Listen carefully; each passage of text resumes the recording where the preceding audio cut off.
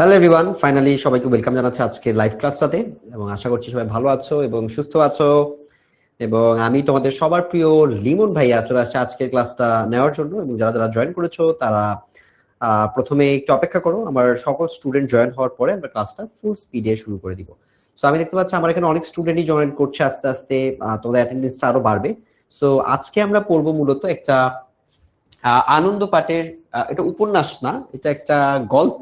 ঠিক আছে, এটা উপন্যাস লেখা, বাট এটা উপন্যাস না, এটা আনন্দ পাঠের একটা গল্প। ঠিক আছে, তোমরা অনেকে এটাকে উপন্যাস মনে করতে পারো, এই জন্য আমি এটাকে লিখে নিয়ে আসছি যাতে এটা তোমাদের সাথে কাটতে পারি। ঠিক আছে, এটা উপন্যাস না, এটা একটা কাকতারুয়া, এটা একটা গল্প। এবং এই গল্পটা আজকে আমরা পড়ার চেষ্টা করব।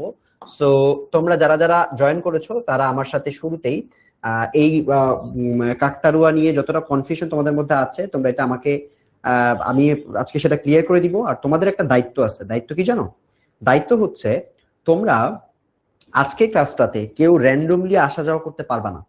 মানে হঠাৎ করে ক্লাসে ঢুকলাম, 2 মিনিট বের হয়ে গেলাম, আবার ক্লাসে ঢুকলাম, এটা হবে না।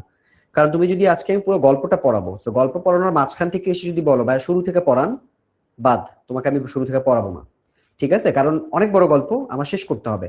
তো এই জন্য তোমরা আজকে শুরু থেকে একদম সবাই আসার পরে আমি গল্পটা শুরু করব। তার আগে আমরা একটু আগে কবি পরিচিতি পড়ে নিব, যাতে আমাদের গল্পটা শুরু করতে করতে সকল স্টুডেন্ট সমানভাবে চলে আসতে পারে। আজকের গল্পটা কেন ইম্পর্টেন্ট জানো? আজকের গল্পতে এমসিকিউ লাগে না, আমরা কাকতারুয়াতে তো আমাদের কোনো বহুনির্বাচনী কাজে লাগে না। এক্ষেত্রে আমাদের কিছু ছোট প্রশ্ন লাগে এবং আমাদের হচ্ছে লাগে ব্রড প্রশ্ন, বর্ণনামূলক প্রশ্ন। সো বর্ণনামূলক প্রশ্নগুলো আমরা দেখব। তো আপাতত আমরা কাকতারুয়া গল্পে যাওয়ার আগে আমি একটু তোমাদের জন্য একটু অপেক্ষা করি। সবাই ভালো আছো আশা করছি।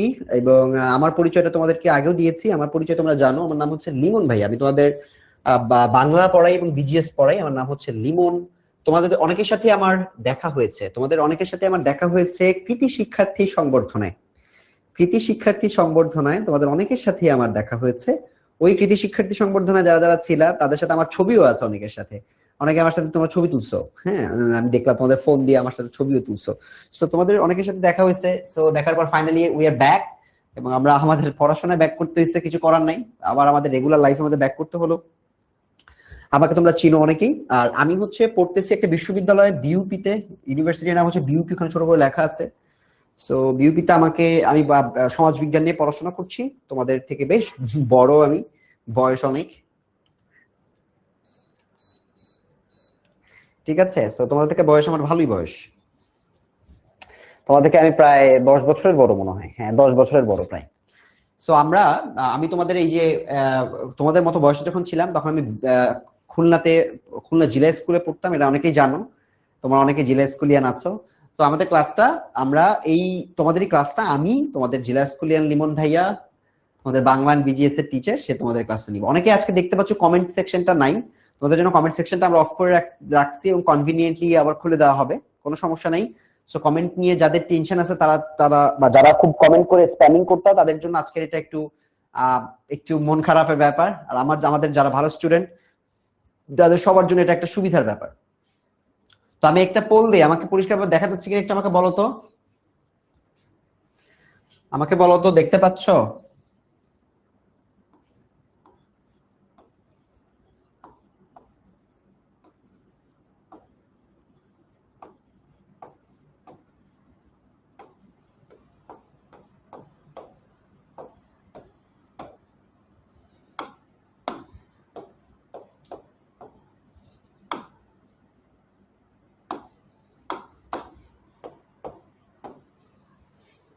পোল দিচ্ছি, আমাকে পোলে বলো।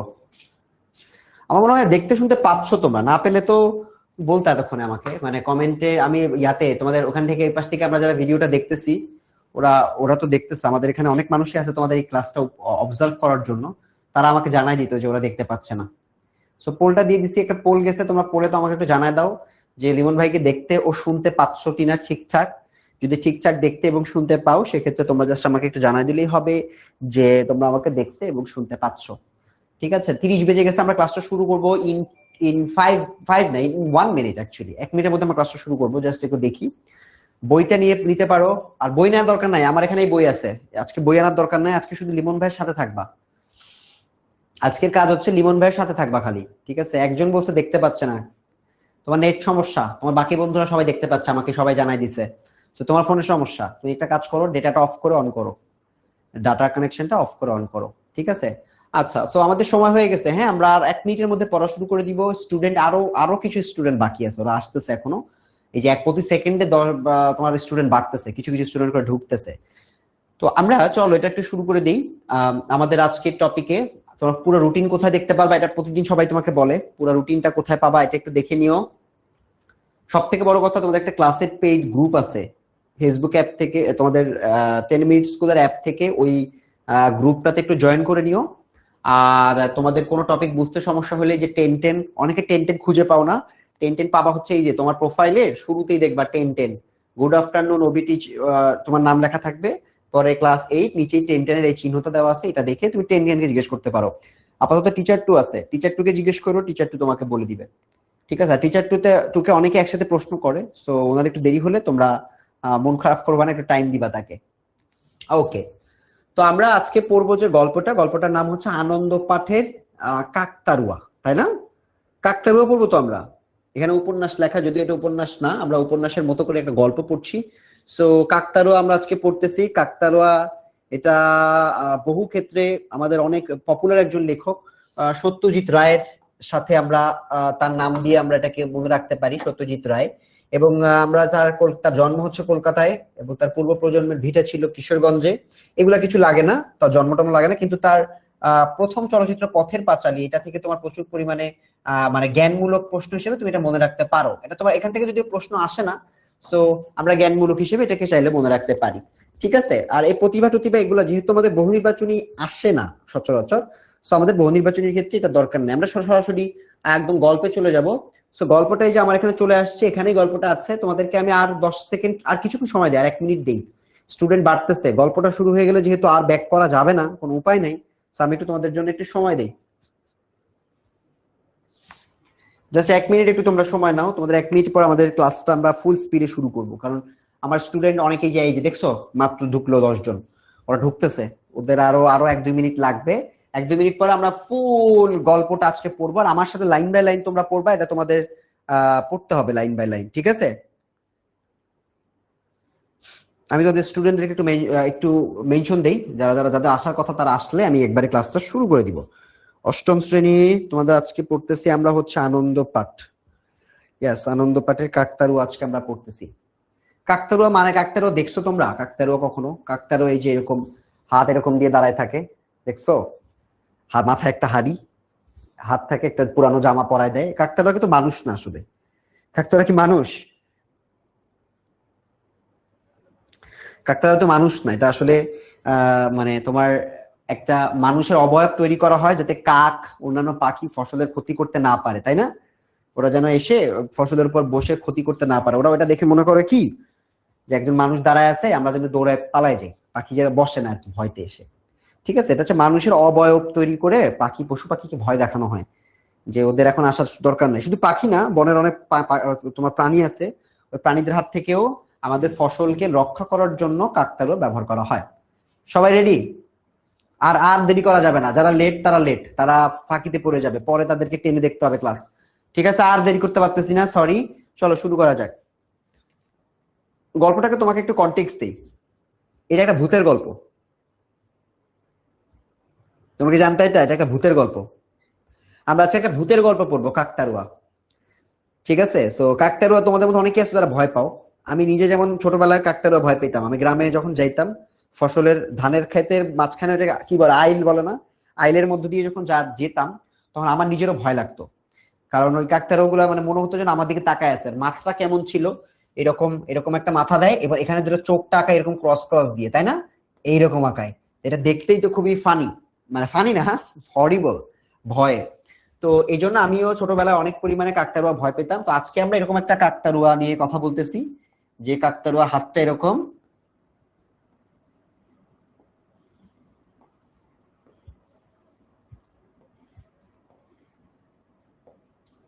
এখানে জামা থাকে, জামার এখানে কিছু বাটন থাকে,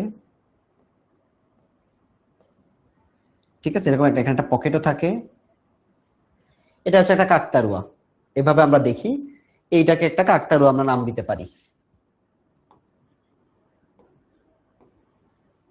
কাকতাড়ুয়া মানে যেটা কাক তাড়ায়, হ্যাঁ, এই জন্য বলা হয় কাকতাড়ুয়া। এটা হচ্ছে মিস্টার কাকতাড়ুয়া। ঠিক আছে, তো চলো আমরা তাহলে গল্পটা শুরু করি। গল্পটা শুরু হয়, এই ভূতের গল্পটা শুরু হয় মৃগাঙ্ক বাবুকে দিয়ে। মৃগাঙ্ক বাবু হচ্ছে আমাদের গল্পের মূল চরিত্র। মৃগাঙ্ক বাবু এই লোকটা হচ্ছে আমাদের এই ভূতের গল্পের মূল চরিত্র। কি বলতেছে দেখো, মৃগাঙ্ক বাবু একটা সন্দেহ করছিল, সেই সন্দেহের ভিত্তিতে আজকে আমরা পড়বো। মৃগাঙ্ক বাবুর সন্দেহটা যে অমূলক নয়, অমূলক মানে ভুল বা বাস্তব না এরকম। মৃগাঙ্ক বাবু সন্দেহটা যে অমূলক নয় সেটা প্রমাণ হলো পানাগড়ের কাছাকাছি এসে। তারা পানাগড় যাচ্ছে মৃগাঙ্ক বাবু, তো মৃগাঙ্ক বাবু রওনা দেওয়ার আগে একটা সন্দেহ করছিল, তো বলতেছে যে এই সন্দেহটা যে ভুল না, এটা যখন তারা যেতে যেতে পানাগড়ের কাছাকাছি চলে আসছে তখন তাদের এটা প্রমাণ হয়েছে। গাড়ির পেট্রোল ফুরিয়ে গেল। গাড়ির কি পেট্রোল ফুরিয়ে গেছে, পেট্রোলের ইন্ডিকেটরটা কিছুকাল থেকে গোলমাল করছে। সে কথা আজও বেরোবার মুখে ড্রাইভার সুধীরকে বলেছেন, কিন্তু সুধীর গা করেনি। তো এখানে এই পর্যন্ত গল্পটা এভাবে আগালো যে মৃগাঙ্ক বাবু একটা সন্দেহ করছিল যে পেট্রোলটা ফুরায় যাবে, পেট্রোল শেষ হয়ে যাবে, পেট্রোল না থাকলে তো গাড়িটা চলবে না, পেট্রোলটা ফুরায় যেতে পারে। তো এই সন্দেহ থেকে তিনি বলছে গাড়ির যে ইন্ডিকেটর, মানে পেট্রোল কতটুকু আছে, ইন্ডিকেটর মানে হচ্ছে যেটা বলে দেয় পেট্রোল আছে নাকি নাই, এটা হচ্ছে ইন্ডিকেটর। তো গাড়ির যে ইন্ডিকেটরটা নষ্ট হয়ে গেছে, সেই জন্য মৃগাঙ্ক বাবু গাড়িতে ওঠার আগে বলছে এই তেলটা ভালো করে দেখো, তেল আছে নাকি। তো এই যে সুধীর ও ড্রাইভার, এই সুধীর ও গা করেনি মানে এটা কেউ গুরুত্ব দেয় না, গরজ দেয় না। আসলে কাটা যা বলছিল তার চেয়ে কম পেট্রোল ছিল ট্যাঙ্কে। ওই ইন্ডিকেটরের কাটাটা বলতেছিল অনেক তেল আছে, বা তার থেকে কম ছিল। এখন কি হবে জিজ্ঞেস করলেন মৃগাঙ্ক বাবু। আমি পানাগড় চলে যাচ্ছি, বলল সুধীর, সেখান থেকে তেল নিয়ে আসবো। তাদের মতো কনভারসেশন হচ্ছে যে মৃগাঙ্ক বাবু বলতে চাই এখন কি হবে, ড্রাইভার বলতেছে যে আপনি অপেক্ষা করেন, আমি পানাগড়ে যাচ্ছি, গিয়ে আমি তেল দিয়ে আসতেছি, আপনি অপেক্ষা করেন, আমি পানাগড় যাচ্ছি। তো পানাগড় হচ্ছে হয়তো কিছু তো সামনেই, তো উনি গেছে, ওই ড্রাইভার চলে গেছে, আমি নিয়ে আসতেছি, আপনি গাড়ির মধ্যে বসেন, আমি তেল নিয়ে আসি। তা জিজ্ঞেস করছে পানাগড় যাবা, পানাগড় কত দূর, বলছে মাইল 3 হবে। কত? 3 মাইল দূরে। 3 মাইল মানে 3 কিলোমিটার বা তার থেকে কম বেশি আছে, কিন্তু 1 মাইল সমান 1 কিলোমিটার কিন্তু না, কম, ঠিক আছে। তার মানে তো 2-2.5 ঘন্টা। তো বললো যে 3 কিলোমিটার 3 মাইল যাবা, তা তো 2-2.5 ঘন্টা লাগবে। শুধু তোমার দোষেই এটা হলো, এখন আমার অবস্থা কি হবে ভেবে দেখেছো? গাড়ির মালিক বলতেছে বা মৃগাঙ্ক বাবু বলতেছে যে তোমার জন্যই এই সমস্যাটা হয়েছে, এখন আমার কি অবস্থা হবে এতক্ষণ ওয়েট করতে, তুমি কি বুঝতেছো? মৃগাঙ্ক বাবু ঠান্ডা মেজাজের মানুষ, কিন্তু 2.5 ঘন্টা খোলা মাঠের মধ্যে একা গাড়িতে বসে থাকতে হবে জেনে মেজাজটা খিটখিটে হয়ে গিয়েছিল। মৃগাঙ্ক বাবু লোকটা খুব ঠান্ডা মেজাজের, বাট মেজাজ খারাপ হয়ে গেছে। বুঝতেই পারতেছো, গাড়িতে ওঠার আগে বলছে বেশি বুঝেও তেল আনা নাই, এখন ওর দোষ আমি বসে থাকা লাগবে। এই জন্য মৃগাঙ্ক বাবুর মাথাটা গরম হয়ে গেছে। তাহলে দেরি করো না, বেরিয়ে পড়ো, 8টার মধ্যে কলকাতা ফিরতে পারবো তো? এখন 3:30। বলতে তা পারবো বাবু, বিকেল 3:30 বাজে, বিকেল বেলা কিন্তু একটু সূর্য আস্তে আস্তে অস্ত যাবে, আর এই সময়টা একটু মাঠঘাট অনেক শূন্য থাকে বেশিরভাগ সময়। তো উনি সন্দেহ করছে যে আমি 8টা বাজের মধ্যে কি বাড়ি যেতে পারবো, তো বলছে হ্যাঁ স্যার, আপনি 8টার আগে বাসা যেতে পারবেন, তো অপেক্ষা করেন। তো তাকে বসায় রেখে আমাদের সুধীর চলে গেল। চলে যাওয়ার সময় বললো যে এইটা এই নাও টাকা, সুধীর কিছু টাকাও দিয়ে দিছে। আর ভবিষ্যতে এমন ভুলটি কখনো করো না, লং জার্নিতে এসব রিক্সের মধ্যে যাওয়া কখনোই উচিত না। এখানে বোঝানো হয়েছে যে এসব ঝামেলার মধ্যে যাওয়া কখনো উচিত না। সুধীর টাকা নিয়ে চলে গেল পানাগড় অভিমুখে মানে পানাগড়ের দিকে রওনা দিছে। মৃগাঙ্ক শেখর মুখোপাধ্যায়, এই লোকের নাম হচ্ছে মৃগাঙ্ক শেখর মুখোপাধ্যায়, খ্যাতনামা জনপ্রিয় সাহিত্যিক। তিনি একজন জনপ্রিয় সাহিত্যিকও বটে, ঠিক আছে, একজন সাহিত্যিকের সম্পর্কে আজকে আমরা পড়তেছি। তো সাহিত্যিক বটে। দুর্গাপুরে একটি ক্লাবের সাংস্কৃতিক অনুষ্ঠানে তাকে ডাকা হয়েছিল মানপত্র দেওয়া হবে বলে। তার মানে আজকে ওরা কোথায় যাচ্ছে? দুর্গাপুর যাচ্ছে। দুর্গাপুর কেন যাচ্ছে? কারণ ওই মৃগাঙ্ক বাপু একজন সাহিত্যিক, তাকে একটা মানপত্র দিবে, প্রশংসাপত্র দিবে, যে আপনি মানে প্রশংসাপত্র মানে তার একটা সার্টিফিকেট বলতে পারো তুমি, এটা তাকে দেওয়া হবে। তো এই জন্য তারা আজকে যাচ্ছে ওখানে। ট্রেনে রিজার্ভেশন পাওয়া যায়নি, তারা ট্রেনে যাওয়ার চেষ্টা করছে, রিজার্ভেশন পায়নি মানে টিকিট পায় নাই, তাই মোটরে যাত্রা মানে গাড়িতে যাচ্ছে। সকালে চা খেয়ে বেরিয়েছেন, আর ফেরার পথে এই দুর্যোগ, কিছু খায় নাই, খিদা লাগছে। মৃগাঙ্ক বাবু কুসংস্কারে বিশ্বাস করেন না, পাজিতে দিনক্ষণ দেখে যাত্রা করাটা তার মতে কুসংস্কার, কিন্তু আজ পাজিতে যাত্রা নিষিদ্ধ বললে তিনি অবাক হবেন না। তার মানে এখানে এই লাইনটা বলতেছে যে তিনি আসলে কুসংস্কার বিশ্বাস করেন না, মানে তিনি মনে করেন না যে পাজিতে এটা একটা ধর্মের একটা এই হিন্দু ধর্মের একটা লিস্ট বা বইয়ের মতো বলতে পারো, যেখান থেকে তারা দেখে যে কোন দিনটা শুভ কোন দিনটা অশুভ। তো তিনি এটা বিশ্বাস করতেন না, কিন্তু আজকে এমন দুরবস্থা হয়েছে, গাড়িটা নষ্ট হয়ে গেল, তো উনি বলতেছে আজকে যদি কেউ বলে যে পাজিতে খারাপ দিন আছে, তাহলে সে পাজি বিশ্বাস করবে, এরকম একটা ব্যাপার। ঠিক আছে, আপাতত গাড়ি থেকে নেমে আড় ভেঙে, আড় মানে হচ্ছে ঘুম থেকে উঠে আড় ভাঙো না, ওটাকে বলছে, মানে হাত পা ছড়াই দিয়ে আড় ভেঙে তিনি গাড়ি থেকে নেমে আড় ভেঙে তিনি তার চারদিকটা ঘুরে দেখে দিলেন। তিনি দেখলো গাড়িটা কোথায় দাঁড়াইছে, আশেপাশে একটু দেখার চেষ্টা করতেছে।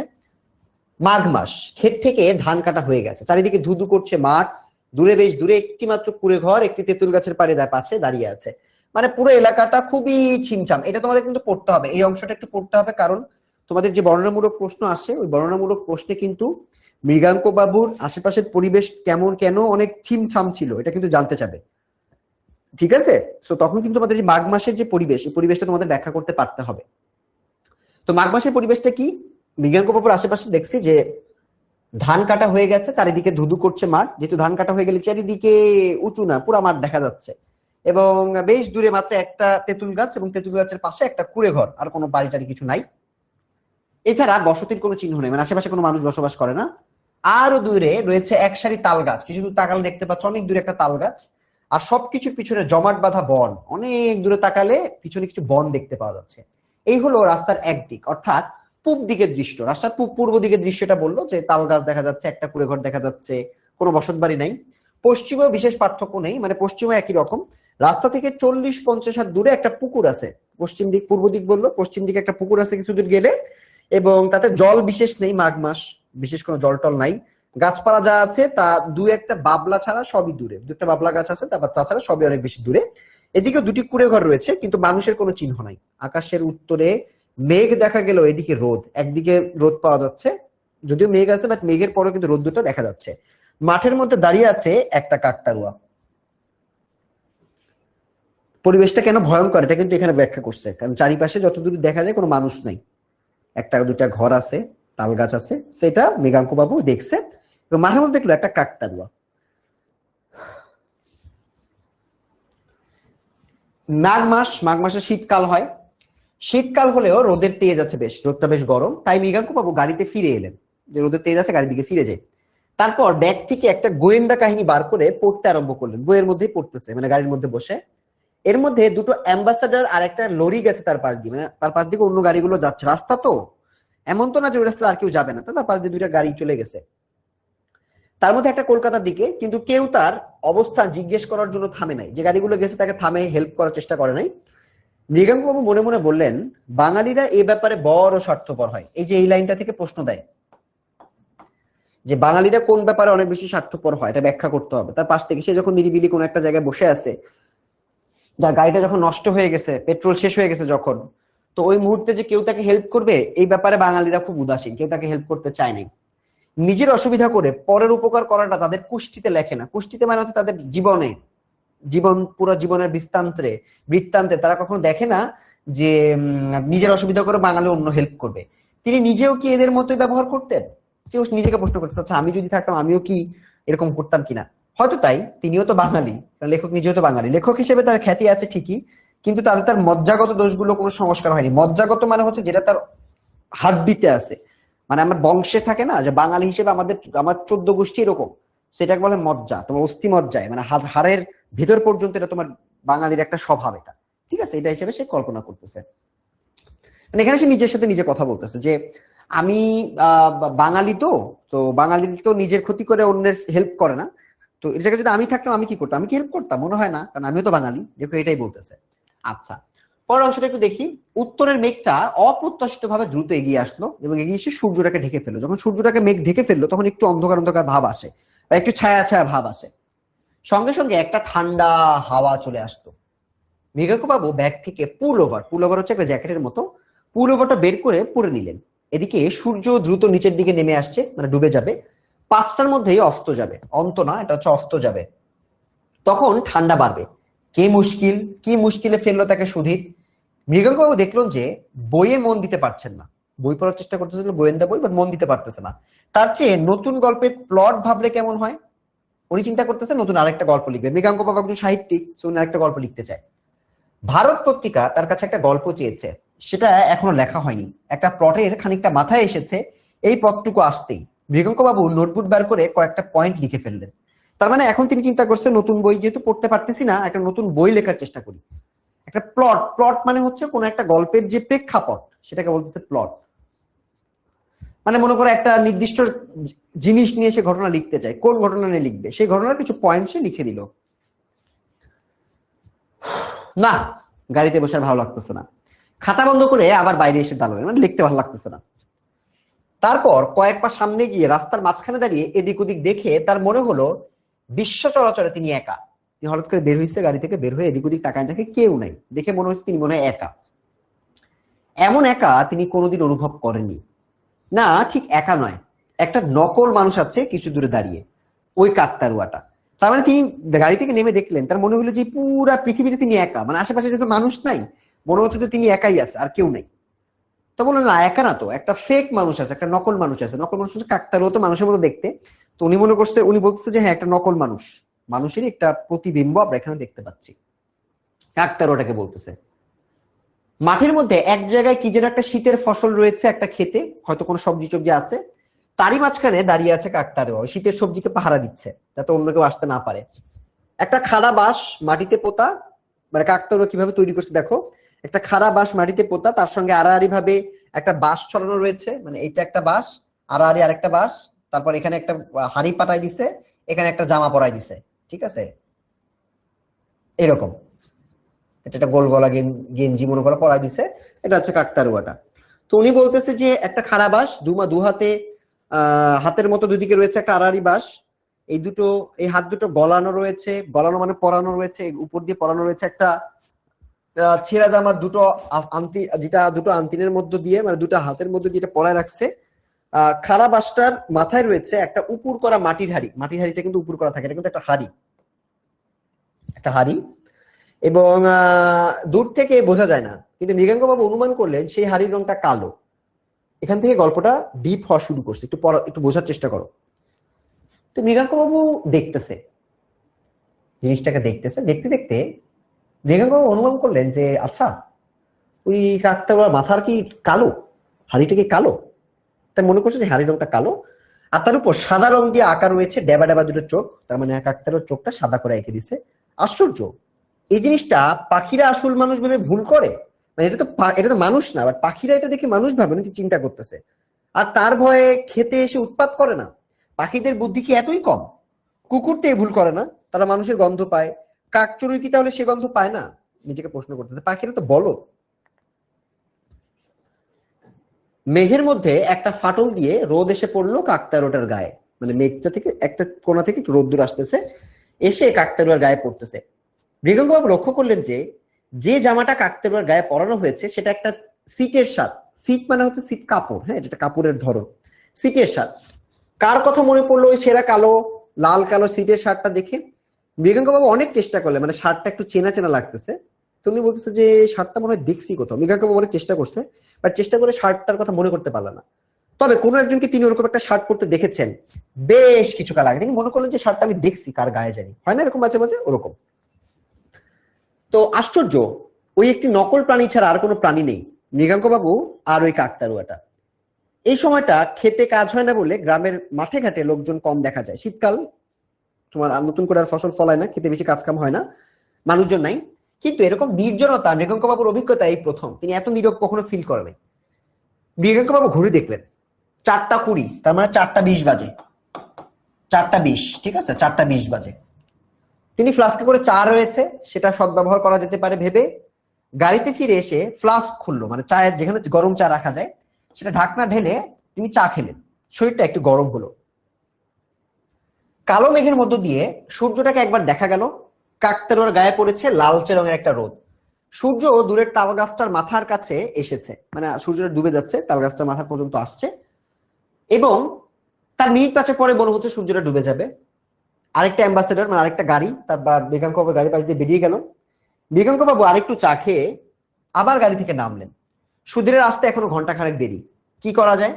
পশ্চিমের আকাশ এখন লাল, সেদিক থেকে মেঘ সরে এসেছে, মানে অস্ত যাওয়ার সময় আমরা ওই যে মাগরিবের আজানের সময় লাল লাল হয়ে উঠে না, ওই লাল লাল একটা আভা হয়ে গেছে, সেদিক থেকে মেঘ সরে এসেছে। চ্যাপ্টা লাল সূর্যটা দেখতে দেখতে দিগন্তের আড়ালে চলে গেল। এরপর ধাপ করে, বাপ করে না, এটা ধাপ করে অন্ধকার নামবে, অন্ধকার নামবে নামবে এরকম একটা ভাব সন্ধ্যাবেলা। হঠাৎ করে সে বলতেছে, কাকতাড়ুয়া কেন জানি মৃগাঙ্ক বাবু অনুভব করছেন প্রতি মুহূর্তেই ওই নকল মানুষটা তাকে বেশি করে আকর্ষণ করছে, মানে কাকতাড়ুয়াটা তাকে আকর্ষণ করছে। সন্ধ্যা হয়ে গেছে, সেটার দিকে এক দৃষ্টে চেয়ে থাকতে থাকতে মৃগাঙ্ক বাবু কতগুলো জিনিস লক্ষ্য করে একটা হৃদকম্প অনুভব করলেন। এখানে হৃদকম্প হবে, একটা হৃদকম্প অনুভব করলেন, মানে বুকটা একটু কেঁপে উঠলো মনে হলো কাকতাড়ুয়ার দিকে তাকিয়ে। ওটার চেহারায় সামান্য পরিবর্তন হয়েছে কি, মানে মনে হচ্ছে কাকতাড়ুয়ার চেহারাটা চেঞ্জ হয়ে গেছে। হাত দুটো কি একটু নিচের দিকে নেমে আসছে, মনে হচ্ছে হাতটা খাড়া থাকার কথা, আবার হাত দুটো মনে হচ্ছে নেমে গেছে। দাঁড়ানোর ভঙ্গিটা কি আরেকটু জ্যান্ত মানুষের মতো। খাড়া বাসটার পাশে কি আরেকটা বাস দেখা যাচ্ছে, ও দুটো কি বাস নাকি ঠ্যাং? মানে কাকতাড়ুয়া তো এরকম একটা বাস থাকে, কিন্তু তোমার মনে হচ্ছে এখানে দুইটা বাস আছে, তার মানে আরেকটা পায়ের মতো মনে হচ্ছে, এটা একটা পা, এটা তার মনে হচ্ছে। কাকতাড়ুয়াটা মনে হচ্ছে জ্যান্ত হয়ে গেল। মাথার হাড়িটা একটু ছোট মনে হচ্ছে না, মানে মানুষের মাথার মতো। তিনি কি এই তেপান্তরের মাঠে একা দাঁড়িয়ে থাকতে থাকতে চোখে ভুল দেখছেন? এই প্রশ্ন করতেছে যে আমি কি চোখে কিছু হইলো, আমি কি ভুল দেখতেছি? কাকতাড়ুয়া কখনো জ্যান্ত হয়ে ওঠে? কখনোই না, কাকতাড়ুয়া তো জ্যান্ত হওয়ার কথা না। কিন্তু মৃগাঙ্ক বাবুর দৃষ্টি আবার কাকতাড়ুয়ার দিকে গেল, যে চোখ টোক মুছে আবার তাকাইলো। কোনো সন্দেহ নেই সেটা জায়গা বদল করছে। তিনি 100% শিওর কাকতাড়ুয়াটা যেখানে ছিল ওটা ওখানে আর নাই, ওটা অন্য কোনো একটা জায়গায় চলে গেছে। এটা কিভাবে সম্ভব? সেটা ঘুরে দাঁড়িয়ে তার দিকে খানিকটা এগিয়ে আসছে, ওদিকে ফিরেছিল এবং ও ঘুরে দাঁড়িয়ে লেখকের দিকে একটু আগায় আসছে মনে হলো। এসেছে না, আসতেছে। মানে উনি প্রথম চিন্তা করলো কাকতাড়ুয়াটাকে আগায় আসছে, এখন দেখলো না, এটা আসছে কি, এটা আসতেছে, মানে রানিং খুঁড়িয়ে খুঁড়িয়ে চলতেছে, কিন্তু দু পায়ে হাঁটতেছে, একটু খোঁড়ায় খোঁড়ায় হাঁটতেছে। হাড়ির বদলে একটা মানুষের মাথা দেখতে পাচ্ছে, গায়ে এখনো সেই সিটের শার্টটা আছে, আর তার সঙ্গে মালকোচা দিয়ে পরা খাটো ময়লা ধুতি। মালকোচা মানে হচ্ছে ধুতি পরার একটা ধরন, এটা কাঁচা দিয়ে পরে। বাবু, কাকতাড়ুয়াটাকে ডাক দিছে, বাবু। ওরা তো কলিজায় আর পানি নেই। মৃগাঙ্ক বাবু সমস্ত শরীরের মধ্য দিয়ে একটা শিহরণ খেলে গেল ভয়তে। কাকতাড়ুয়া মানুষের গলায় ডেকে উঠেছে এবং এ গলা যেন তার চেনা। এ হলো তাদের এককালের গৃহকর্মী অভিরামের গলা। তার বাড়ি একটা চাকর ছিল অনেক আগে, সে চাকরটাকে সে দেখতে পাচ্ছে, মনে হচ্ছে কাকতাড়ুয়াটা সেই চাকরটা হয়ে গেছে। এখনো তো বুঝতেছে না যেটা কেমনে সম্ভব। এদিকেই তো ছিল অভিরামের দেশ, মানে বললো যে আমি যেদিকে আসছি এদিকেই তো অভিরামের বাসা ছিল। একবার তাকে জিজ্ঞেস করেছিলেন মৃগাঙ্ক বাবু। অভিরাম বলেছিল সে থাকে মানকরের পাশের গায়ে। পানাগড়ের আগের স্টেশনই তো মানকর, তার মানে পানাগড় যাওয়ার আগে এখন সে মানকরে আছে, মানে মৃগাঙ্ক বাবুর দেশেই সে আছে। মানে মৃগাঙ্ক বাবু না, চাকরের দেশেই সে আছে। মৃগাঙ্ক বাবু চরম ভয়ে পিছাতে পিছাতে গাড়ির সঙ্গে সেটে দাঁড়ালেন। অভিরাম এগিয়ে এসেছে তার দিকে, এখনো সে মাত্র 10 গজ দূরে, মানে চলে আসছে কাকতাড়ুয়াটা, অভিরাম হয়ে গেছে যে চলে আসছে। আমায় চিনতে পারছেন বাবু? জিজ্ঞেস করলো ওই ভূতটা বা অভিরামটা। ভূত নাকি অভিরাম এটা আমরা দেখবো। এটা ভূত না, এটা তো কল্পনাও হইতে পারে, একটু দেখি। বা এটা ভূতও হইতে পারে, বা এটা মানুষ হইতে পারে। আমায় চিনতে পারছেন বাবু? মনে যতটা সাহস আছে সবটুকু একসাথে করে মৃগাঙ্ক বাবু প্রশ্নটা করলেন, তুমি অভিরাম না? সাহস করে যতই ভূত হোক, কাকতাড়ুয়া চিন্তা করুক, সে জিজ্ঞেস করো তুমি তো অভিরাম, তুমি অভিরাম না? একদিন পরে আপনি চিনেছেন বাবু, এতদিন পরে আমাকে চিনতে পারছেন? মানুষের মতো দেখাচ্ছে অভিরামকে। তাই বোধ হয় মৃগাঙ্ক বাবু সাহস পেলেন যে এটা তো মানুষ, আমি তো ভুল দেখতেছি মনে হয়। কাকতাড়ুয়া না, এটা ভুলেও হয়েছে, এরকম বললো তোমাকে চিনেছি তোমার জামা দেখে, এই জামা তো আমি তোমাকে কিনে দিয়েছিলাম। হ্যাঁ বাবু, আপনি দিয়েছিলেন, আপনি আমার জন্য অনেক করেছেন, কিন্তু শেষে এমন হলো কেন বাবু? আমি তো কোনো দোষ করিনি, আপনারা আমার কথা বিশ্বাস করলেন না কেন? কোন কথা আমি তো জানি না। মৃগাঙ্ক বাবুর মনে পড়লো 3 বছর আগের ঘটনা। অভিরাম ছিল মৃগাঙ্ক বাবুর 20 বছরের পুরনো গৃহকর্মী, প্রায় 20 বছর ধরে কাজ করতেছিল। শেষে একদিন অভিরামের ভীমরতি ধরলো, মানে লেখক চিন্তা করতেছে তো এই জন্য অভিরামের ভীমরতি ধরে। সে মৃগাঙ্ক বাবুর বিয়েতে পাওয়া একটা সোনার ঘড়িটা চুরি করে বসে। সুযোগ এবং সুবিধা দুই ছিল অভিরামের। অভিরাম নিজেও অবশ্য অস্বীকার করছে, মানে অভিরাম তখন অস্বীকার করছিল যে না আমি চুরি করি নাই, অনেক আগের ঘটনা বলতেছে। কিন্তু মৃগাঙ্ক বাবুর বাবা তিনি ওঝা ডাকছিলেন, একজন ওঝা। তখনকার তো ওঝার চলন ছিল, বাটি চালান দেয়া হইতো, বাটি চালান দিত। মৃগাঙ্ক বাবুর বাবা ওঝা ডাকিয়ে কুলোতে চাল ছুঁড়ে মারে, মানে বিভিন্ন কুসংস্কারের কাজকাম করে প্রমাণ করে দেন যে অভিরামী আসল চোর। তো তখন প্রমাণ হয়ে গেছে যে অভিরাম চোর, ফলে অভিরামকে ছাড়িয়ে দেওয়া হয় চুরির দায়ে। চাকরকে, এই সেই অভিরাম, ওকে বাদ দিয়ে দেওয়া হয়েছিল। অভিরাম বলল, আপনাদের ওখান থেকে, মানে এখন বর্তমানে আবার ফিরে আসছে, এটা আগের কথা বলতেছিল যে অভিরামকে এটা পরিচয় দিল। এবার অভিরাম কি করছে এটা একটু দেখো। অভিরাম বলল, আপনাদের ওখান থেকে চলে আসার পর, মানে চাকরি চলে যাওয়ার পরে আমার কি হলো জানেন? আর আমি চাকরি করিনি কোথাও, আমি অন্য কোথাও চাকরি করতে পারি নাই, কারণ আমার কঠিন ব্যারাম হয়। ব্যারাম মানে ওর কঠিন একটা রোগ হয়েছিল অভিরামে, উদুরি রোগ, পেটের রোগ।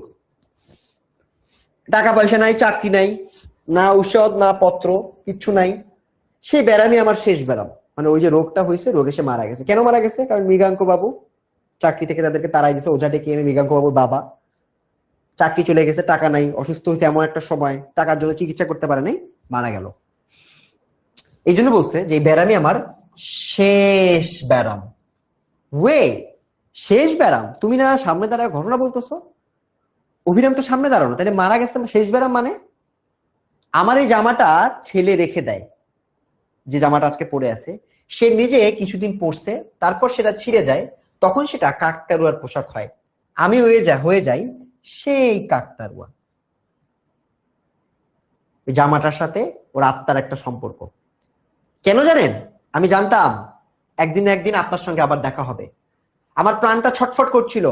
হ্যাঁ, মৃত লোকেরও প্রাণ থাকে। আমি মরে গিয়ে যা জেনেছি সেটা আপনাকে বলতে চাইছিলাম। মরে গিয়ে জেনেছে মানে? তার মানে ও এখন ভূত হয়ে গেছে, একটা ভূতের সাথে কথা বলতেছে। সেটা কি অভিরাম? তুমি কি জানছো? বাড়ি ফিরে গিয়ে, অভিরাম বলতেছে, বাড়ি ফিরে গিয়ে আপনার আলমারির নিচে পিছনের দিকটা খোঁজ করবেন। সেখানেই আপনার ঘড়িটা পড়ে আছে। এই 3 বছর ধরে, 3 বছর আগে আমাকে চোর বানাইছিলেন না, ঘড়িটা কিন্তু আমি চুরি করি না, ঘড়িটা ওখানেই আছে। বলতেছে, আপনার নতুন চাকর ভালো করে ঝাড়ু দেয় না, তাই সে দেখতে পায়নি।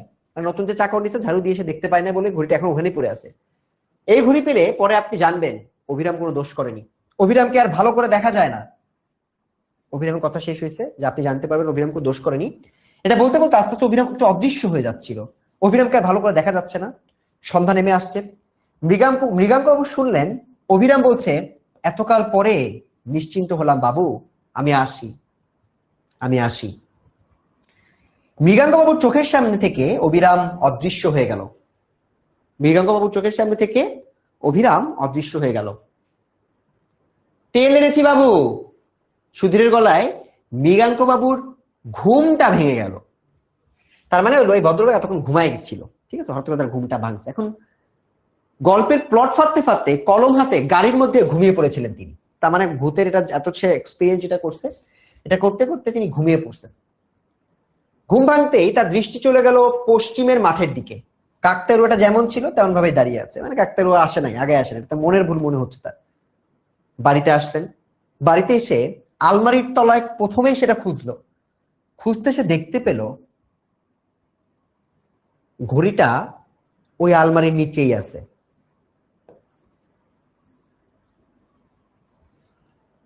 মৃগাঙ্কবাবু স্থির করলেন ভবিষ্যতে আর কিছু গেলেও ওঝার সাহায্য আর কখনো নিবে না।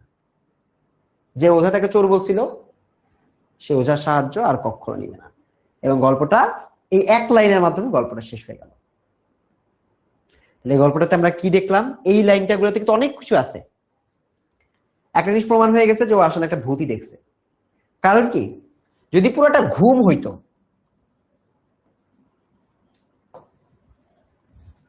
তাহলে আলমারির কথাটা কিভাবে জানলো সে? আলমারির নিচে যে ঘড়িটা আছে এটা সে কিভাবে জানলো? এটা জেনে সে গিয়ে খুঁজছে, খুঁজে সে আলমারি থেকে ওই ঘড়িটা বের করছে। তার মানে ওই দিন সে যে ঘুমে যে স্বপ্ন দেখছে এটা না, তার মানে সে বাস্তব কিছুই দেখছে। বাস্তব কাকে দেখছে? অভিরামকে। কিন্তু অভিরাম তো মারা গেছে, সেটা কাকে দেখা হয়েছে? এইটা এই গল্পের সব থেকে বড় প্লট টুইস্ট। এটা কি স্বপ্ন নাকি এটা বাস্তবতা? মৃগাঙ্ক বাবু বুঝছেন এটা একটা ভূত সে দেখছে, এবং সে মাঝে মাঝে নিজেকে এটাও বুঝায় যে সে আসলে ভূত দেখাতে সে ঘুমের ঘরে সবকিছু খুঁজে পেয়েছে, এবং সেটা কিন্তু অসম্ভব। তো এরই মধ্যে দিয়ে ঘটনাটা চলে যায় এবং এই ঘটনার মধ্যে দিয়ে আমাদের গল্পটা শেষ হয়। এবং আমরা এই গল্পে মূলত একটা চমৎকার মেসেজ পাই। মেসেজটা কি? আজকের গল্পে একটা মেসেজ আছে। মেসেজটা কি জানো? কুসংস্কার।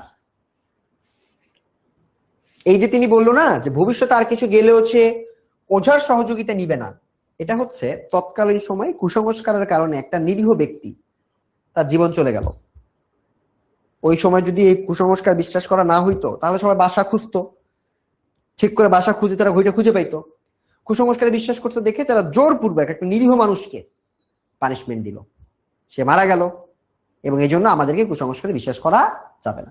সেটা হচ্ছে একটা ভূতের গল্প, যে গল্পটা আমরা আমাদের মূল বইতে পেয়েছি। ঠিক আছে, বল এই গল্পটা কেমন লাগছে?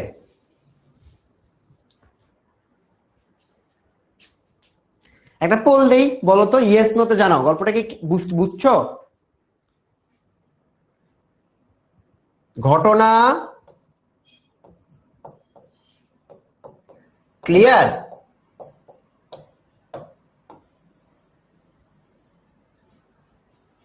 ইয়েস নো তে একটু জানাও। আমার মনে হয় গল্পটা অনেক ইজি, তোমরা নিজেরাও পড়তে পারো একবার। ঠিক আছে, আমি একটা নিউ কুইজ দেই, দেখি যে আমার স্টুডেন্টরা কি এতক্ষণ আমাকে শুনতে পাইছে কিনা। যদি শুনতে পেয়ে থাকে ওরা ইয়েস নো তে জানাবে যে ভাইয়া আপনার গল্পটা আমি ক্লিয়ারলি বুঝতে পেরেছি, পারছি।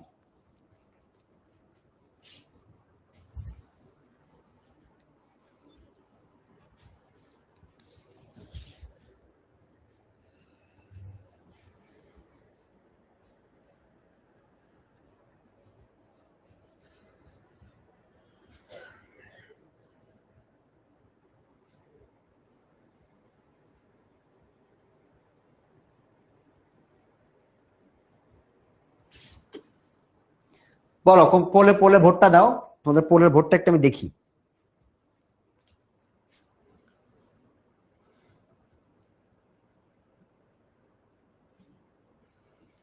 94%, 5% বলছে ঘটনা ক্লিয়ার। যারা তোমরা ঘটনা বুঝো নাই তারা আমার মনে হয় তোমরা হলো লেটে জয়েন করছো, এটাই একমাত্র কারণ হইতে পারে। আর কিছু আমি এখানে কারণ আমার কাছে মনে হয় না আছে। সো আমরা ঘটনাটা ক্লিয়ারলি বুঝছি। এখন তোমরা কি আরেকটা ভূতের গল্প শুনতে চাও? রিয়েল লাইফ স্টোরি শুনতে চাও? আমার আমার নিজের জীবনের আমি স্টোরি সবাইকে বলি না।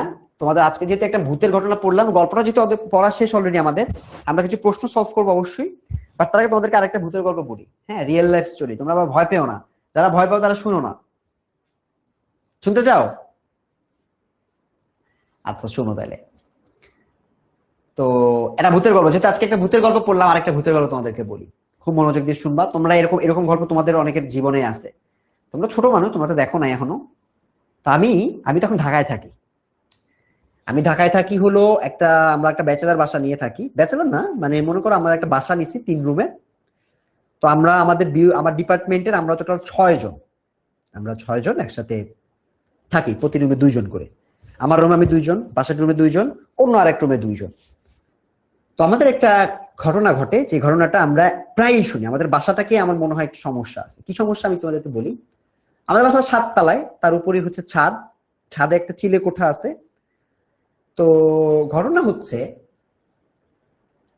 প্রথম ঘটনাটা ঘটে অন্য একজন রুমে, আমরা না সেটা। ঠিক আছে, এটা হচ্ছে আমি বা আমার অন্য কেউ না। অন্য রুমে যে 2 জন, ওরাও আমার বন্ধু। তো ওদের মধ্যে ওরা একজন হঠাৎ করে, আমার একটা ফ্রেন্ড ওই রুমে ছিল। তো ওই রুমে একদিন একটা শব্দ শুনছে, রাত প্রায় তখন 3:30 বাজে। ও ওর বারান্দায় ও দেখছে যে কিছু একটা দেখছে, একটা মেয়ের অবয়ব, একটা ছোট্ট মেয়ের অবয়ব। হ্যাঁ, এটা যে দেখছে তার নাম হচ্ছে রনিফ। তো ও দেখছে যে জানলার কাছ থেকে কেউ একজন উকি দিচ্ছে। ঘটনা আমাদেরকে বলে নাই। হ্যাঁ, তো ওই দিন দেখছে। এবং দরজায়, আমাদের দরজায় একটা আছে তোমার, ওই যে কি জানি একটা গোল ইয়ার মতো, হ্যান্ডেলের মতো, ওটা উপরে নিয়ে ধরে ছেড়ে দিলে ওটা আবার পরে টক টক করে আওয়াজ হয় এরকম। তো ওইটারও 2-3টা করে শব্দ হয়েছে। তো ভাবছে এত রাতে কে আসবে, ছাদ থেকে তো কেউ আসবে না। তো ভাবছে কেউ মনে হয় চোর টোর হইতে পারে। ওই ঘটনা কাউকে বলেনি। একটা মেয়েকে দেখছে। তো এই ঘটনা ও আমাদেরকে তখন বলে, তখন কিন্তু আমি এটা জানি না। এটা হরর, মানে কেন এটা আমার কাছে বেশি হরিবল মনে হয়েছে তখন তোমাকে একটু বলি। আরেকটা যে বন্ধু ছিল, আমার যে রুমমেট, ওর নাম হচ্ছে আবির, আমার যে রুমমেট, তো ও একদিন আমাদের রুমে একদিন ঘুমায় আছে, তো মধ্যরাতে ও একদিন হয়তো ঘুম ভেঙে গেছে। ঘুম ভেঙে যাওয়ার পর ও দেখছে আমাদের, আমি যে বেডটাতে ঘুমাই তার কিছু দূরে একটা জানলা, তো ওই জানালাতে ও ওই একই রকমের একটা মেয়ে বা একটা কিছু একটা দেখছে অবয়বের মতো, শেপটা একই রকম। তো আমরা যখন যখন ও দেখে ও আমাকে বলছে, রনিফ তো আমার অন্য রুমের বন্ধু তো আমাকে বলে নাই, বাট আবির আমাকে বলছে। তখন বলছে যে এরকম এরকম ঘটনা। তো আমি বললাম যে চল আমি একটু ওদেরকে শেয়ার করি। তো আমরা ওদেরকে ডাকলাম, অন্য রুমে বাকিদেরকে ডাকলাম, আমি তো জানি না যে ওদের সাথেও ঘটছে। তো আমরা আবির যে ওকে যখন বললো যে আমাদের এরকম এরকম দেখছি, বাসায় মনে হয় কোনো সমস্যা আছে, তখন বাসারও মানে অন্য রুমের যারা ছিল রনিফ এবং বাসার, ওরাও আমাকে বলল যে এরকম ঘটনা তো আমার রুমেও হয়েছে। কি দেখছি, এরকম একটা ছোট মেয়ে বা একটা মেয়ের অবয়বের আমরা জিনিস দেখতে পাচ্ছি। তো তখন আমরা রিয়েল করলাম যদি এটা মনের ভুল হয়, দুজনে একই জিনিস কিভাবে দেখলো। আর যে শব্দটা ছাদের উপরে প্রায় তোমার হাঁটাহাঁটির শব্দ, ছাদের উপর মনে হয় কিছু একটা লোহা পড়ে এরকম গড়িয়ে যাচ্ছে, এই শব্দগুলো আমাদের ওখানে আমরা তখন মাঝে মাঝে পেতাম। সো এরপর আমরা আমাদের বাসাটাতে অনেক বেশি ঝাড়ফুঁক করছি, একটু টুকটাক ঝাড়ফুঁক করে এখন আমরা মোটামুটি ঠিক আছে, এখন কোনো সমস্যা নাই। বাট স্টিল এখন মধ্যরাতে যখন এক টুকটাক শব্দ শোনা যায় আমার বেশ ভয় লাগে। তো এই স্টোরিটা কেন বললাম, কারণ আজকে আমরা একটা হরর স্টোরি পড়ছি, এই জন্য আমি তোমাকে একদম রিয়েল লাইফ আমার জীবনে ঘটনা এটা। আমি কিন্তু দেখি নাই কিছু, আমি কিছুই দেখি নাই, বা আমি শব্দ শুনছি টুকটাক। বা আমি আমার বন্ধু যে ছিল ওরা দুইজন, ওরা দেখছে, ওরা আমাকে এটা শেয়ার করছে, এই জন্যই তোমাকে এটা বললাম। বলা ঘটনাটা কি, এই ঘটনাটা কি, এটা কিন্তু সত্যি ঘটনা, এই ঘটনার মধ্যে মিথ্যা না, আমারটা কিন্তু সত্যি ঘটনা, বাস্তব। বল ভয় লাগলো নাকি ভয় লাগে নাই? ভয় পাইছো? দেখি এটা পোল দিই তো, দেখি কার কার ভয় লাগলো। ঘটনা কি মজার, ভালো ঘটনা? যেটা ভালো ঘটনা হলে তো অবশ্যই ভয় পাবা। ভয় পাইছো কেন একটু বলো তো।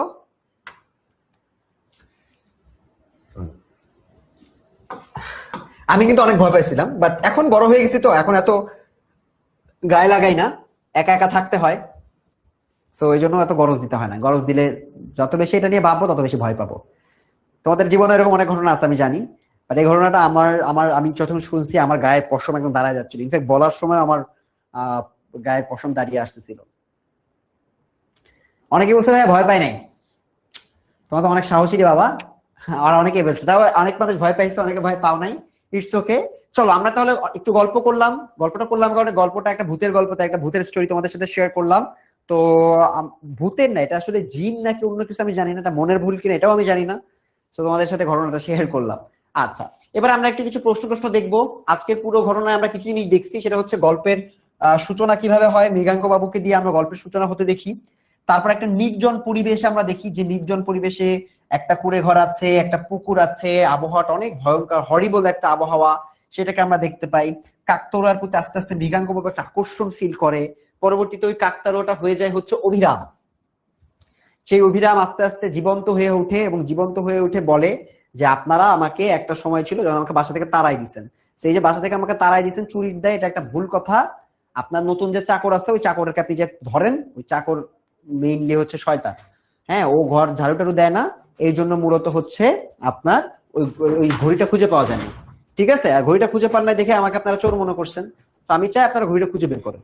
তো ওই ঘড়িটা তখন সে খুঁজে বের করে এবং পরবর্তীতে মৃগাঙ্ক বাবু বুঝতে পারে যে সে একটা ভূতের সম্মুখীন হয়েছে। ঠিক আছে, গল্পটা কিন্তু আমরা একটা ভূতের সম্মুখীন হইতে দেখি। সেই ভূতের নাম হচ্ছে অভিরাম, এবং ভূতটা যে এক্সপিরিয়েন্স করে তার নাম হচ্ছে মৃগাঙ্ক বাবু। গল্প ক্লিয়ার? ঠিক আছে, আমরা গল্পের মাধ্যমে গল্পের প্রেক্ষাপটটা কিন্তু আমরা অলরেডি জানি। গল্পের প্রেক্ষাপটটা হচ্ছে মৃগাঙ্ক বাবু দুর্গাপুরে সাংস্কৃতিক অনুষ্ঠানে যাওয়ার সময় একটা বিপদে পড়ে যায়, যে বিপদে আমরা কিন্তু মূলত তার পুরো পয়েন্টটাকে দেখতে দেখি। আচ্ছা, এবার একটু আমরা আস্তে আস্তে চলে যাব। এই এমসিকিউ গুলো তোমার পরীক্ষা আসবে না, ঠিক আছে? আমরা যেটা করার চেষ্টা করছি সেটা হচ্ছে এমসিকিউ গুলো দিয়েছে এই কারণে তুমি গল্পটা কতটা মনোযোগ দিয়ে পড়ছো এটা দেখার জন্য।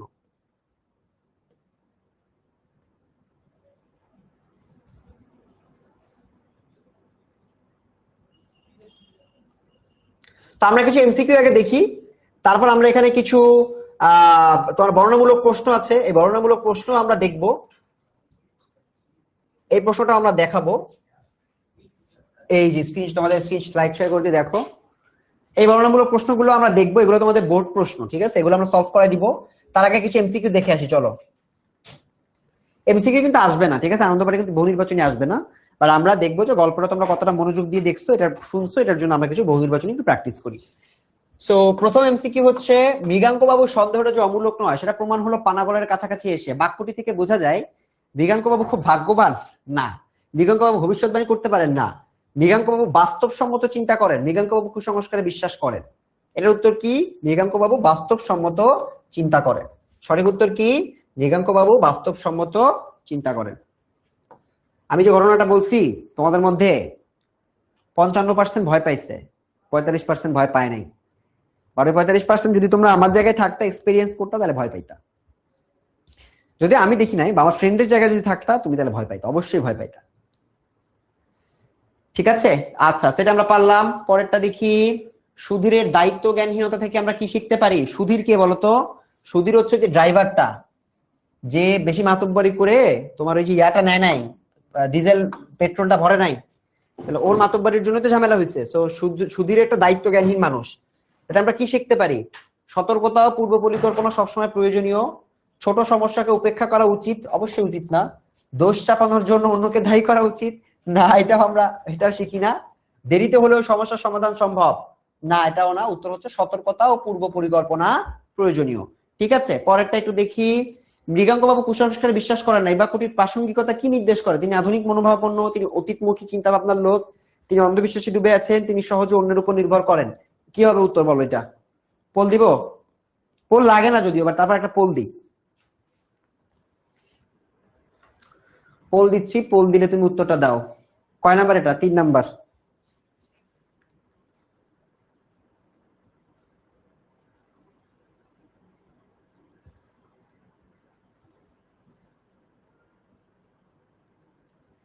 দিয়েছি, উত্তর দিয়েছি, বলো কি হবে?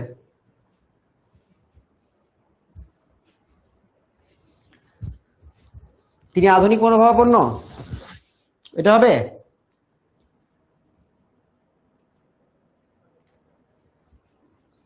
বলো কি হবে?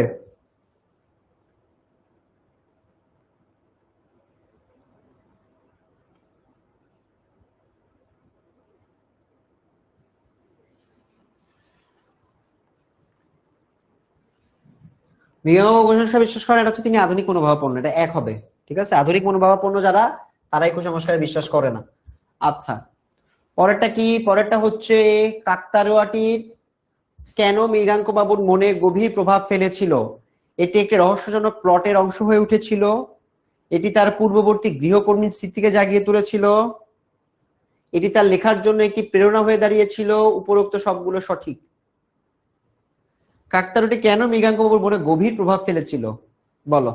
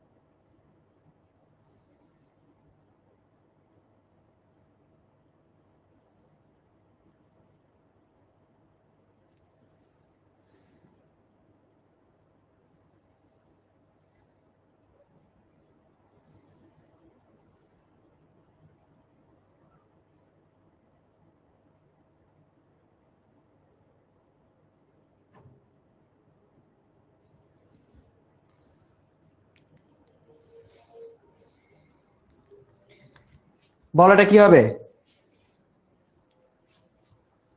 কাকতাড়ুয়াটি কেন মৃগাঙ্ক বাবুর মনে গভীর প্রভাব ফেলেছিল? এটি একটি রহস্যজনক প্লটের অংশ, মূলত ছিল হচ্ছে গৃহকর্মী স্মৃতিকে জাগিয়ে তুলেছিল। ঠিক আছে, এটা হচ্ছে কারেক্ট অ্যান্সার। সো তোমরা যারা অন্যগুলো চিন্তা করছো, অন্যটা উত্তর হবে না। 5 নাম্বার, মৃগাঙ্ক বাবু সুধীরকে বলেছিলেন ভবিষ্যতে এমন ভুলটি করো না কখনো, এর মাধ্যমে কি প্রকাশ পায়? মৃগাঙ্ক বাবু সুধীরকে বলেছিল মৃগাঙ্ক বাবু সহজে ক্ষমা করেন, মৃগাঙ্ক বাবু রাগান্বিত ছিলেন, মৃগাঙ্ক বাবু ভবিষ্যতের জন্য শিক্ষণীয় উপদেশ দেন, মৃগাঙ্ক সমস্যা মেনে নিতে পারেন না। এটা হচ্ছে, এটা হতে পারে।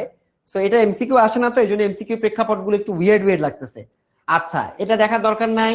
কাকতাড়ুয়ার অবস্থান ও আচরণ কাহিনীর কোন দিক থেকে সমর্থন করে, গল্পের রহস্যের আবহ, লেখকের অতীতের জীবনের প্রভাব, কুসংস্কারের প্রতি তীব্র বিদ্রুপ, বাস্তবতা ও কল্পনার মিশ্রণ।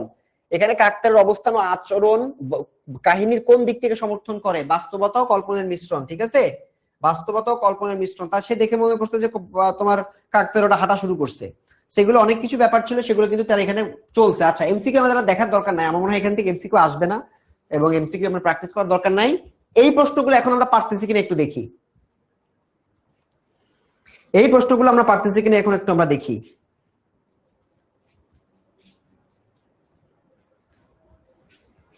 কাকতাড়ুয়া গল্পে মৃগাঙ্কবাবুর অভিজ্ঞতা কিভাবে কুসংস্কারের ক্ষতিকর দিক তুলে ধরে, কাকতাড়ুয়া গল্পে মৃগাঙ্কবাবুর অভিজ্ঞতা কিভাবে কুসংস্কারের ক্ষতিকর দিক তুলে ধরে, কাকতাড়ুয়া গল্পে মৃগাঙ্কবাবুর অভিজ্ঞতা কিভাবে কুসংস্কারের ক্ষতিকর দিক তুলে ধরে।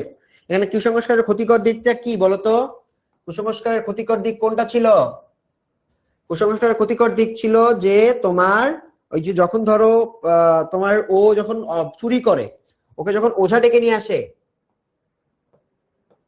ওঝা ডেকে নিয়ে আসে না, ওঝা ডেকে নিয়ে আসে, ওই যে লোকটাকে তোমার বাসা থেকে বের করে দেয়, অভিরামকে, অভিরামকে যখন বাসা থেকে বের করে দেয়, তখন সে উদরের উদরের ব্যথায় বা তোর একটা একটা রোগে সে আস্তে আস্তে মৃত্যু পথযাত্রী হয়ে যায়, সে মারা যায় এবং মারা গিয়ে সে চোর হিসেবে মারা যায়, কিন্তু সে কিন্তু আসলে চোর ছিল না।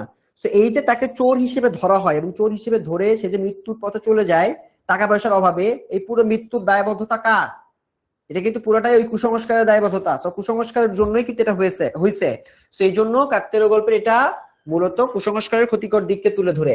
গল্পের চরিত্র অভিরামের মাধ্যমে সত্যজিৎ রায় কি বার্তা দিয়েছেন? অভিরামের মাধ্যমে দিয়েছেন হচ্ছে অভিরাম কুসংস্কারকে ভেঙেছে এবং সে যে বিশ্বস্ত, সে যে একজন বিশ্বস্ত মানুষ, তাকে যে আসলে বিশ্বাস করা উচিত। এরকম অনেক নিরপরাধী মানুষ কিন্তু আমাদের পৃথিবীতে শাস্তি পায়, সেই নিরপরাধী মানুষকে যে শাস্তি দেওয়া উচিত না, এটা আমরা মূলত এই গল্পের চরিত্র অভিরামের মাধ্যমে দেখতে পাই। 3 নাম্বার, মৃগাঙ্ক বাবুর স্বপ্ন বাস্তবের ঘটনার মিল অমিল বিশ্লেষণ করো। তো এখানে আমরা ওই যে হরিবল ব্যাপারগুলো লেখা শুরু করব, কোনটা তার কাছে ভূতের মনে হয়েছে, কোনটা তার কাছে বাস্তব মনে হয়েছে, কোনটা মনে হয়েছে যে এটা আসলে সে সত্যি দেখছে, যেমন কাকতাড়ুয়া আগায় আসতেছে কিন্তু সে সত্যিই দেখছে, কিন্তু তার কাছে মনে হয়েছে যেটা আসলে ঘুমের মধ্যে দেখছে। আবার তাকে যে ঘড়ির খবরটা দিলে, ঘড়ির খবরটাও তো দিছে, ঘড়ির খবর তো তার পাওয়ার কথা না, তাই না? তো ঘড়ি তো জানার কথা না, সে যদি ঘুমে ঘুমে দেখে, ঘুমের মধ্যে সে কেমনে জানবে যেটা তলায় পড়ে আছে? সেখানে কিন্তু আমরা এটা দেখতে পারি। কাকতাড়ুয়া গল্পে পরিবেশের বর্ণনা কিভাবে গল্পের রহস্যময়তা বাড়িয়েছে, কাকতাড়ুয়া গল্পে পরিবেশের বর্ণনা গল্পের রহস্যময়তা বাড়িয়ে দিয়েছে।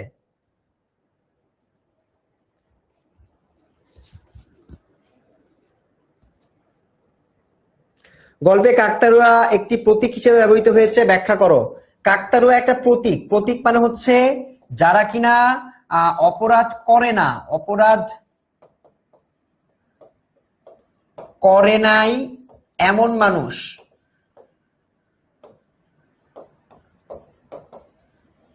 ঠিক আছে, সো এইরকম সিচুয়েশনে কাকতাড়ুয়া একটি প্রতীক হিসেবে ব্যবহৃত হয়েছে এবং এই মানুষগুলো যে শাস্তি পেতে পারে এবং তাদের শাস্তি পেলে তাদের ঘটনা যে কতটা করুণ হতে পারে, সেরকম একটা দৃশ্য কিন্তু আমরা এই কাকতাড়ুয়ার প্রতীকের মাধ্যমে দেখতে পেয়েছি। কাকতাড়ুয়া হচ্ছে ওই অপরাধ, নিরপরাধ, অপরাধ করে না এমন মানুষ হচ্ছে নিরপরাধ মানুষ, এই নিরপরাধ মানুষের প্রতিনিধি হিসেবে কাকতাড়ুয়াটা ভূমিকা পালন করছে। সত্যজিৎ রায়ের গল্পে কুসংস্কারের প্রতি অবচেতন মানসিকতার প্রতিফলন কিভাবে ফুটে উঠেছে। সো এখানে মূলত এটাকে আবার হরর স্টোরি না দেখায় আবার একটু তুমি যদি বৈজ্ঞানিক ভাবে ব্যাখ্যা দাও, তো বলতেছে যে এটা হচ্ছে মৃগাঙ্ক বাবুর সাবকনসিয়াস মাইন্ড, উনি যখন অবচেতন ছিল, উনি যখন ঘুম ছিল, তখন একটা টাইমে গিয়ে উনি নিজেকেই নিজে বলছে যে ঘড়িটা কোথায় আছে।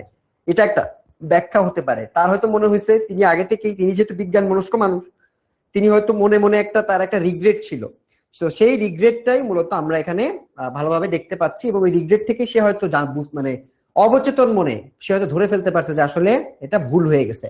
আচ্ছা, কাকতাড়ুয়া গল্পে মালক মোড়ের অবচেতন এবং স্বপ্নের ভূমিকা বিশ্লেষণ করো। এখানে কিন্তু স্বপ্নের ভূমিকা আছে, সে আসলে ঘুমে যদি স্বপ্ন দেখে, ঘুমের মধ্যে কিন্তু আমরা আমাদের সারাদিন আমরা যেটা চিন্তা করি, ওই চিন্তাটাই আমাদের মাথার মধ্যে ঘুরতে থাকে। ঠিক আছে, সেটা আমরা এখানে দেখতে পারি। কুসংস্কারের প্রতি অন্ধবিশ্বাস কিভাবে অভিরামের জীবনে দুর্ভোগ এনেছে তা আলোচনা করো। অন্ধবিশ্বাস মানে হচ্ছে অভিরাম, ওই যে অভিরামকে বাসা থেকে বাইর করে দেয়, তারপর অভিরাম অনেক অনেক দুঃখ কষ্টে দিনকাল কাটায়, এই ঘটনাকে আমরা এখানে কুসংস্কারের অন্ধবিশ্বাস হিসেবে অভিরামের জীবনে যে দুর্ভোগ চলে আসছে সেই দুর্ভোগটাকে আমরা দেখতে পাইছি। গল্পটি পড়ার পর তোমার কুসংস্কার এবং বিজ্ঞান চেতনা নিয়ে মতামত লিখো। গল্পটা পড়ার পর তোমার কিন্তু কয়েকটা জিনিস এখানে শেখার আছে। একটা মনে করো, একটা হচ্ছে কুসংস্কার নিয়ে তুমি জানতে পারছো যে কুসংস্কার বা যে ঝাড়ফুঁক করা হয়, এই ঝাড়ফুঁক এগুলা মূলত কোনো বাস্তবতা নাই। অবশ্যই আছে, আমরা কিছু জিনিসকে আমরা অবশ্যই বাস্তবতা, যেমন আমরা পড়া পানি খাই না, এগুলো তো অবশ্যই আমাদের মনে, দোয়া পড়া পানি, এগুলো তো অবশ্যই কাজ আছে। বাট এই যে ওঝা ডেকে আনা, যারা কিনা হাতুড়ি ডাক্তার, ডাক্তারও না তারা, আসলে তারা ইচ্ছা মতো তাদের সবকিছু করে, তো এরকম ওঝাদেরকে আমরা বাস্তবতার ক্ষেত্রে তারা কিভাবে মানুষকে ম্যানিপুলেট করে, মানুষকে ইনফ্লুয়েন্স করে, মানুষকে দিয়ে বাধ্য করে নিরাপরাধ মানুষকে পানিশমেন্ট দিতে, এটা আমরা এখানে প্রথমটা দেখতে পাই। দ্বিতীয় গল্প আমরা দেখতে পাই যে কেন প্রমাণ ছাড়া কোনো কিছু, কোনো মানুষকে শাস্তি দেওয়া উচিত না, প্রমাণ চাই, প্রমাণ ছাড়া মানুষ কোনো ধরনের খারাপ কাজ করতে পারবে না। তো এটা আমাদেরকে একটু দেখতে হবে প্রমাণের ব্যাপারটা। এবং 3 নাম্বার হচ্ছে বিজ্ঞান মনস্ক চেতনা ছিল না, মানে তারা কেউ বিজ্ঞান নিয়ে চিন্তা করে না। বিজ্ঞান মনস্ক হলে ওঝা তারা বিশ্বাস করতো না।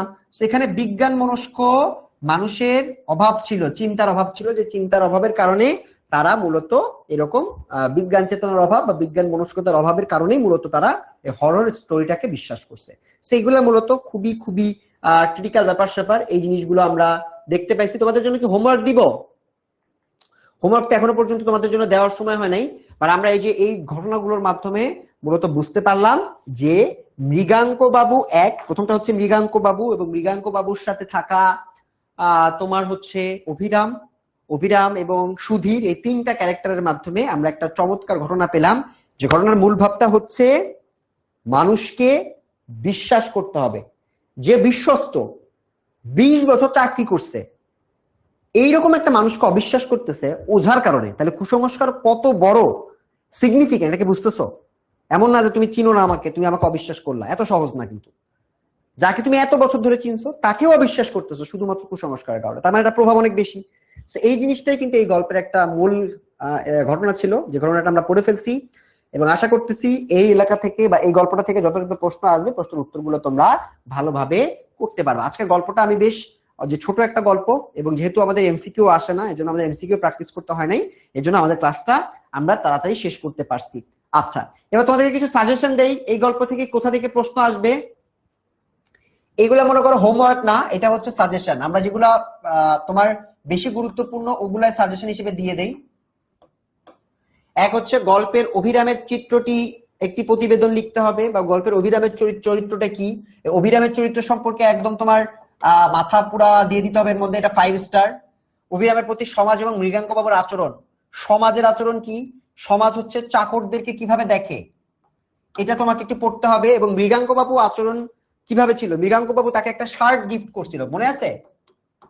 এই যে গরিবের প্রতি সমাজের একটা দৃষ্টিভঙ্গি, মানে তার বাবার একটা দৃষ্টিভঙ্গি, তার একটা দৃষ্টিভঙ্গি, দুইটা দৃষ্টিভঙ্গি কিন্তু আলাদা ছিল, এটা তোমরা একটু পড়বা। কুসংস্কারের ক্ষতিকর দিক তোমাকে জানতে হবে, যে মানুষের জীবন মৃত্যু চলে আসে এখানে, এটা তোমরা এখানে সুন্দর করে লিখবা, জীবন মৃত্যুর সন্ধিক্ষণে মানুষজন পড়ে যায়। উদাহরণ হিসেবে গল্পের ঘটনাগুলো ব্যবহার করে 10-12 বাক্যে আলোচনা করবো। তার মানে এটা হচ্ছে গল্পের যে মূল ভাবটা, এটা একটু 10-12 লাইনে লেখার প্র্যাকটিস করবা, তাইলে মোরলেস তোমাদের প্রিপারেশনটা ভালো হয়ে যাবে। বুঝতে পারছি? তো আমাদের আজকের ক্লাসটা এই পর্যন্তই। সবাইকে অনেক অনেক ধন্যবাদ আজকের ক্লাসটা মন দিয়ে করার জন্য। তোমরা যারা আজকে আনন্দ পাঠের প্রথম ক্লাস হয়ে গেল, আমাদের আনন্দ পাঠের এই ক্লাসগুলো হয়েছে, তো তোমাদের উদ্দেশ্যে একটা জিনিস বলে রাখতে চাই, সেটা হচ্ছে তোমাদের এতদিন আমাদের যতগুলো ক্লাস হয়েছে, বাংলা ফার্স্ট পেপার ক্লাস করছি, সেকেন্ড পেপার ক্লাস করছি, আনন্দ পাঠের ক্লাস করছি, এই 3টা টপিকের উপরে সবগুলো টপিকের কোনো যদি তোমাদের কনফিউশন থাকে, তোমাদের জন্য রিভিশন ক্লাস আছে। রিভিশন ক্লাসের একটা উপায় আছে, তোমাদেরকে আমি একটা ফর্ম দিব, ওই ফর্মে তোমার প্রশ্ন সাবমিট করবা, যে কোনটা তুমি বুঝো নাই ওইটা আমি রিভিশন ক্লাসে বোর্ডে পড়াই দিব। কথা ক্লিয়ার? ফর্মটা কোথায় পাবো লিমন ভাই? ফর্মটা পাবা ফেসবুক গ্রুপে। ফেসবুক গ্রুপ কোথায় পাবো? তোমার অ্যাপের মধ্যে দেখো লেখা আছে যে তোমার কোর্সের সাথে ফেসবুক গ্রুপ, ওই ফেসবুক গ্রুপে যাবা, গিয়ে ক্লিক করবা, ক্লিক করে জয়েন করবা, দেখবা লিমন ভাইয়া পোস্ট দিছে যে নিচের কমেন্টে থাকা ফর্মে তোমরা তোমাদের প্রশ্নগুলো দিয়ে দাও, ঠিক আছে? সো ওই ফেসবুক গ্রুপটাতে যারা এখনো পর্যন্ত জয়েন হও নাই, তারা কুইকলি জয়েন করে ফেলবা, ঠিক আছে? আর সবাই পরবর্তী ক্লাসের জন্য রেডি থাকবা। পরবর্তী ক্লাসে আমরা আমাদের অন্য আরেকটা টপিক আমরা পড়বো। আজকে আমরা অলরেডি আনন্দ পাঠ পড়ে ফেলছি, আমাদের ফার্স্ট পেপারের টপিকগুলো আমরা পড়া শুরু করবো। সো সেই পর্যন্ত সবাই ভালো থাকবা, সুস্থ থাকবা, পরের দিন দেখা হবে। হ্যাঁ, আল্লাহ হাফেজ।